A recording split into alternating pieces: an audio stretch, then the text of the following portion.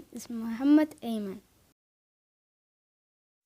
Today's topic is life cycle of a seed plant.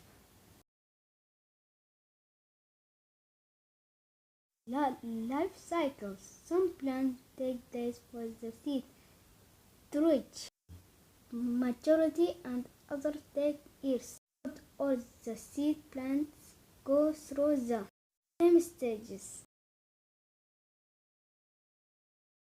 Look at the diagram. It shows the life cycle of an apple plant. Cycle includes the stages of germination, maturity, and reproduction.